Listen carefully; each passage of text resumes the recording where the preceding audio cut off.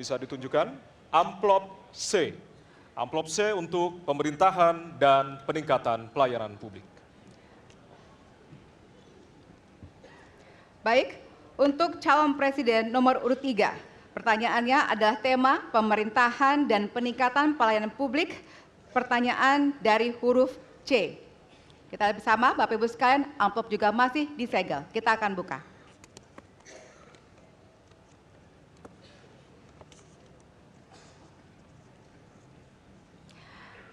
Indeks pelayanan publik di Indonesia stagnan. Sementara Undang-Undang Pelayanan Publik menghendaki persamaan pelakuan dan memperhatikan kepentingan khusus kelompok rentan, perempuan, anak, dan disabilitas. Pertanyaannya, apa program strategis Anda untuk meningkatkan kualitas pelayanan publik yang berkeadilan? Waktu 2 menit dimulai dari sekarang. Kebetulan saya punya pengalaman 10 tahun menangani soal ini. Mengajak mereka berpartisipasi sejak awal, satu, menghadirkan dalam setiap musrenbang kelompok perempuan, penyandang disabilitas, anak-anak, kelompok rentan yang lain termasuk orang tua. Kenapa? Agar pengambil keputusan mereka aware, mereka peduli apa yang mereka rasakan. Kesetaraan dalam perencanaan pembangunan itulah yang kita harapkan bisa merepresentasikan apa yang mereka harapkan. Sehingga fisiknya kalau bangun mereka paham mana yang akan menggunakan sehingga tidak ada lagi protes pada soal itu. Kedua, dari sisi aparaturnya mesti ada kontrol publik.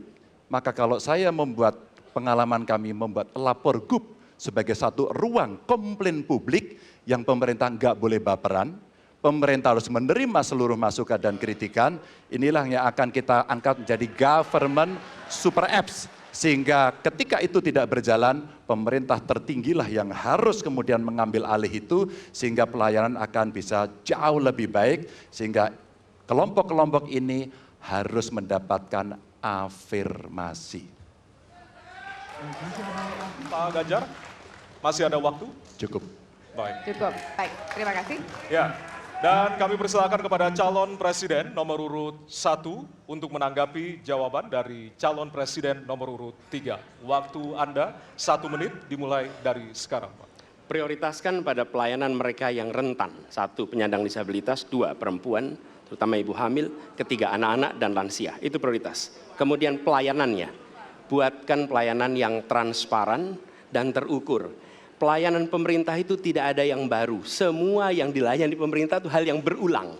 Jadi kalau disebut masalah itu pasti pernah terjadi sebelumnya, pasti berulang. Lalu apa yang dikerjakan? Kami buat ketika dulu di Jakarta namanya Jaki. Jaki adalah sebuah super apps yang membuat setiap pelayanan ada ukurannya. Contoh, bila lapor pohon tumbang, maka kami memberikan arahan kepada jajaran berapa jam harus beres. Ketika dikatakan ada laporan tentang peristiwa X, maka berapa waktunya harus beres. Semua ukuran pelayanan dibuat transparan. Lalu publik yang melapor tahu persis, saya lapor kapan, harus selesai kapan. Dengan begitu standarisasi akan bisa terjadi. Terima kasih. Baik. Terima kasih atas tanggapannya. Silahkan kepada calon presiden nomor urut 2 untuk menanggapi jawaban calon presiden nomor urut 3. Waktunya 1 menit dari sekarang. Menurut pandangan saya, kelompok rentan itu juga termasuk para petani dan nelayan.